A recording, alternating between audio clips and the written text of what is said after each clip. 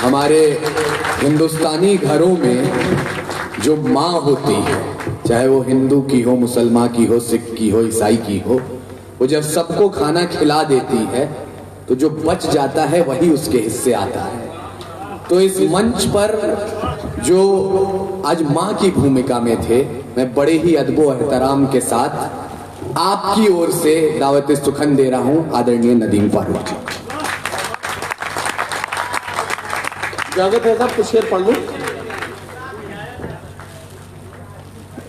भाई वैसे तो मेरा मानना यह है कि रिज़्क़ हलाल हो चुका था, लेकिन आप अच्छा सुनते हैं, इसमें कोई शक नहीं है। और भाई अपूर्व ने जिस मोहब्बत से मुझे आवाज़ दी है तो मेरा फरीज़ा भी है, मैं जिम्मेदारी भी समझता हूं कि कुछ शेर आपकी अदालत में पेश करूं। मैं आपकी समाअतों पर बार बिल्कुल नहीं बनूंगा। मुझे जब लगेगा कि अब आप बोर हो रहे हैं, मैं उसी वक्त अपना कलाम वहीं रोक दूंगा।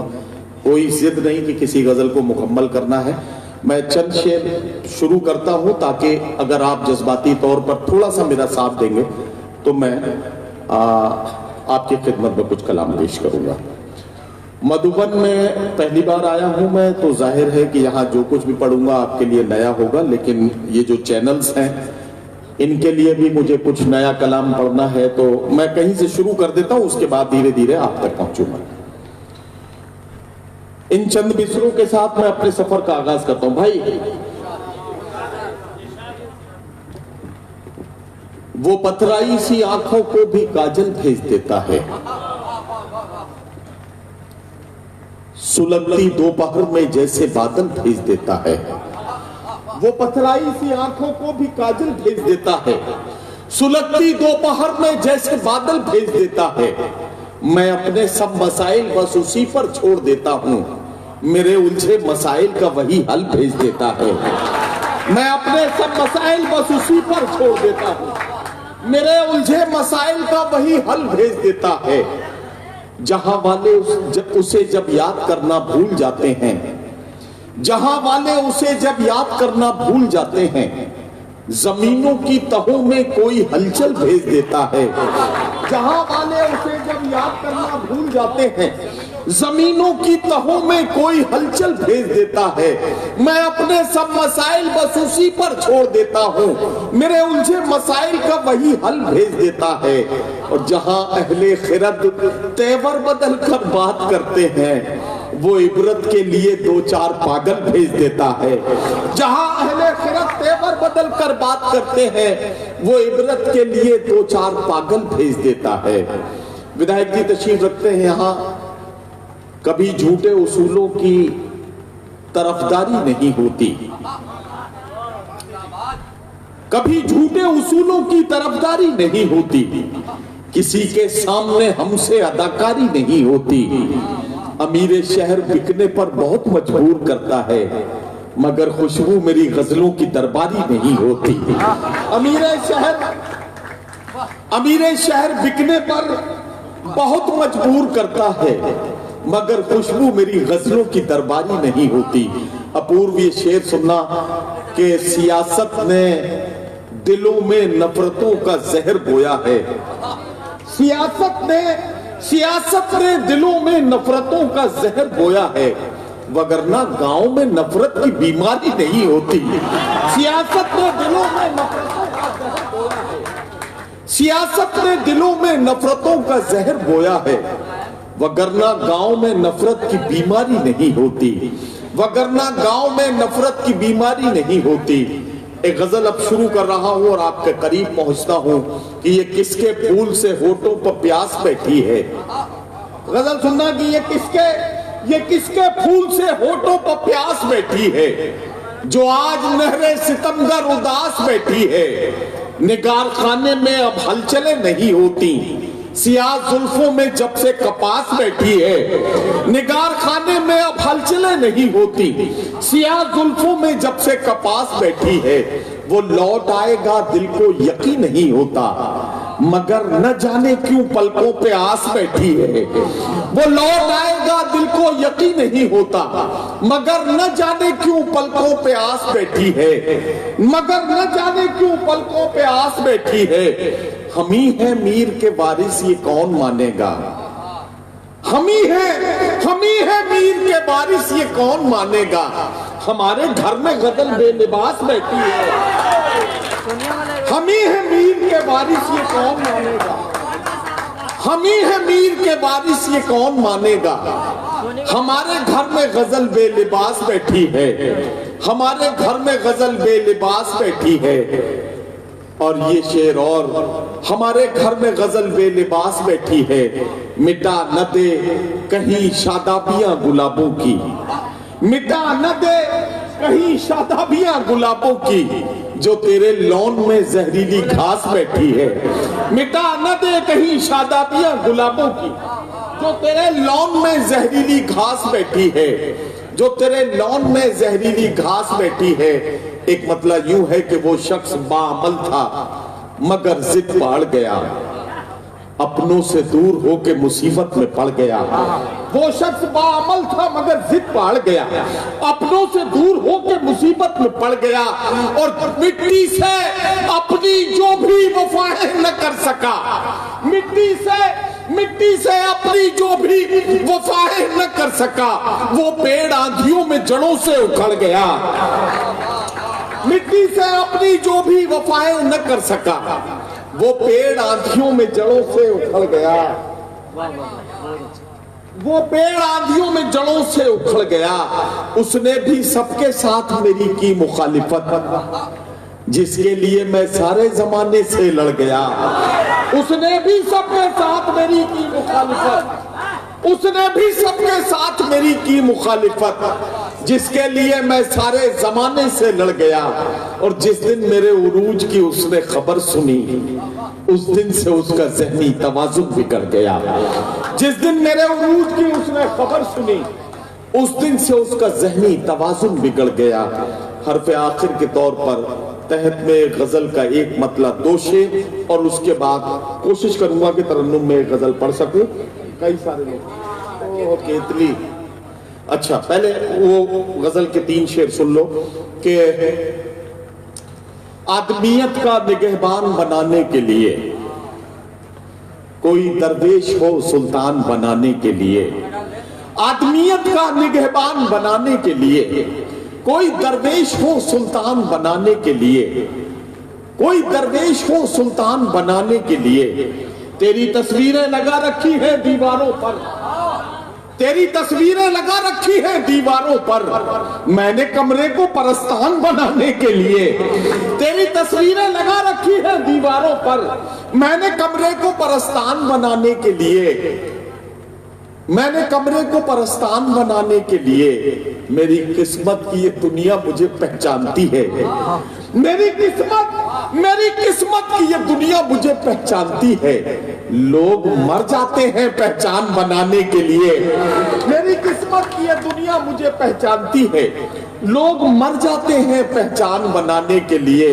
तेरे बख्शे हुए जख्मों पे नमक डाल दिया, अपनी तन्हाई को लोबान बनाने के लिए, अपनी तन्हाई को लोबान बनाने के लिए। मेरे जितने भी ये छोटे भाई शायर साथी बैठे हैं, इन्होंने एक मतले के लिए हुक्म दिया है।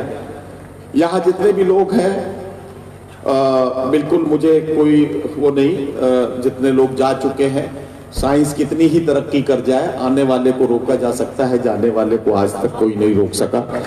जो हमारे बीच से गुजर गए, जो हमारे बीच से चले गए, वो चले गए। जो यहाँ मौजूद हैं उनको ये मतला पहुंचाना है, जिसके लिए मेरे भाइयों ने मुझे हुक्म दिया है। मतलब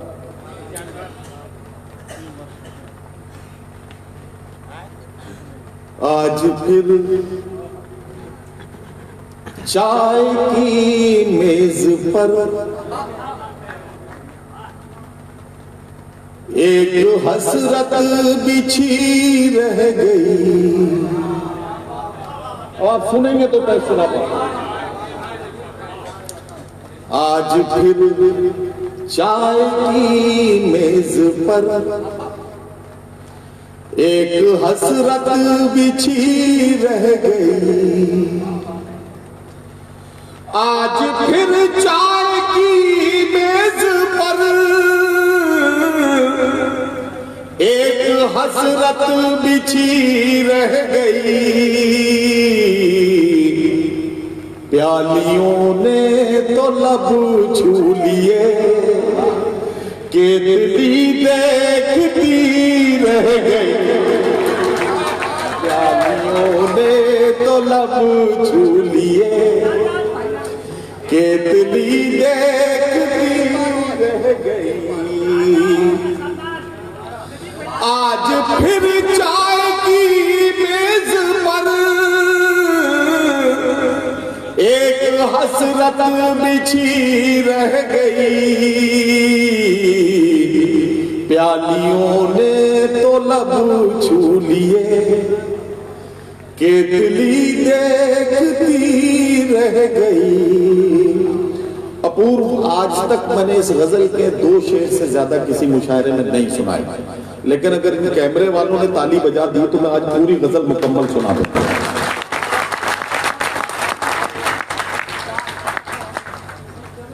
अब अगला शेर सुन लीजिए। हाथ मेरा हवा में हिला, उससे जिस दम मैं रुखसत हुआ। हाथ मेरा हवा में हिला, उससे जिस दम मैं रुखसत हुआ। मैं उसे देखता रह गया, वो मुझे देखती रह गई। मैं उसे देखता रह गया, वो मुझे देखती रह गई। अगला शेर। कत्ल अरमान सब हो गए। अब ये देखिएगा, केतली देखती रह गई, वो मुझे देखती रह गई। अब देखती काफिये को एक बार फिर इस्तेमाल कर रहा है, और इसमें आप सबकी तवज्जो चाहता हूं। जितने शायर बैठे हैं, जितने साथी बैठे, सबकी तवज्जो यहां से वहां तक सबकी। एक ही काफिये को तीसरी बार इस्तेमाल कर रहा हूं, आपकी दुआएं चाहता हूं। कत्ल अरमान सब हो गए, घर से बारात वापस हुई। कत्ल अरमान सब हो गए, घर से बारात वापस हुई। एक मजदूर की लाडली आज फिर देखती रह गई। लाडली, क्या बात है, बहुत अच्छे से एक मजदूर की लाडली आज फिर देखती रह गई। लफ्जों से एक मंजर बनाने की कोशिश कर रहा हूं। मॉब लिंचिंग बहुत सुना है आपने, अखबारों में खबरें पढ़ी हैं। मॉब लिंचिंग को उस मंजर पर गजल का शेर बना रहा हूं, आप सबकी समझ चाहता हूं। कत्ल मासूम का देख कर हो गई बंद सब खिड़कियां। कत्ल मासूम का देख कर हो गई बंद सब खिड़कियां। लाश के पास बैठी हुई सिर्फ मां चीखती रह गई। लाश के पास बैठी हुई सिर्फ मां चीखती रह गई। कत्ल मासूम का देख कर हो गई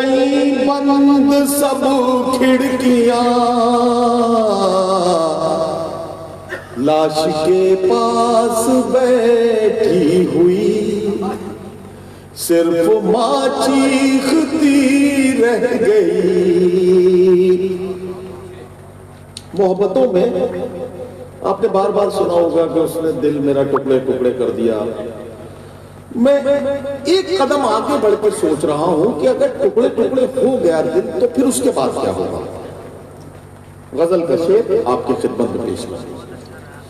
टुकड़े टुकड़े किया दिल मेरा अब मसलने की जिद है उन्हें। टुकड़े टुकड़े किया दिल मेरा अब मसलने की जिद है उन्हें। गालिबन उनकी तफरीद में अब भी कोई कमी रह गई। गालिबन उनकी तफरीद में अब भी कोई कमी रह गई। गजल का आखिरी शेर और आपकी ज़हमत है तमाम। ये शेर मैं आमतौर पे मतले के बाद सुना देता था जब, लेकिन आज मैंने अपने साथियों से वादा किया था इसलिए गजल मुकम्मल की। आखिरी शेर और सुन लीजिए। आज फिर इश्क हावी हुआ और मंजिल जुनू को मिली। आज फिर इश्क हावी हुआ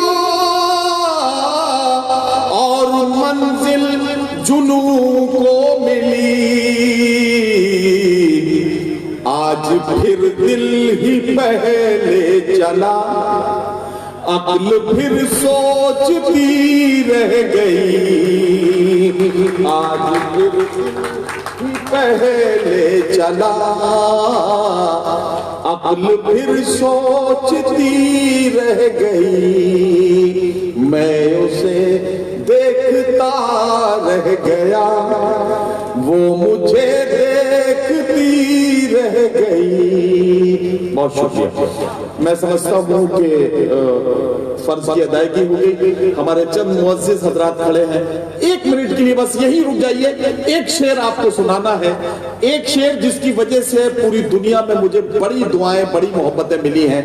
यहाँ जो बीच बीच में कुछ बुजुर्ग बैठे हैं इन सबको शरीक करके इस एक शेर को आपको अमानत के तौर पर देना चाहता हूँ। आपको लगे कि घर आंगन, हर घर आंगन की यही कहानी है, तो ये एक शेर मेरा अपनी दुआओं के साथ ले जाइएगा। मैं 2 मिसरों की ज़हमत है और उसके बाद वो शेर आएगा जो मुझे आपको सुनाना है। और वो ये है कि जमाना जिसके लिए एहतमाम करता है वो मेरे दिल के खंडर में कयाम करता है। और ये शेर कि ज़ईफ बाप से जो बात तक नहीं करता, ज़ईफ बाप से जो बात तक नहीं करता, अमीर शहर को झुककर सलाम करता है। ज़ईफ बाप से जो बात तक नहीं करता, अमीर शहर को झुककर सलाम करता है। हजरात गिरामी, मुशायरे का सफर मुकम्मल हुआ। तुम्हारे शहर से रुखसत का वक्त आ पहुंचा, जो हो सके तो भुला दो कहा सुना मेरा। मुसाफिर हो तुम भी, मुसाफिर हैं हम भी, किसी मोड़ पर फिर मुलाकात होगी। चरागों को पलकों में महफूज रखना, बहुत दूर तक रात ही रात होगी। इजहार तशक्कुर के लिए मुशायरे के ऑर्गेनाइजर कन्वीनर भाई, बहुत मोहतरम भाई नियाज मंसूरी साहब या जिसको भी कमेटी के लोग तय करें वो माइक पर आए और तमाम सामीन और शोरा किराम का शुक्रिया अदा करें। मैं कमेटी के अरकान में से जो भी साहब आ रहे हैं उनसे गुजारिश करूं। मोहतरम जी तशरीफ लाइए, आइए मंजर इमाम साहब, आपका शुक्रिया अदा करने के लिए माइक। सबसे पहले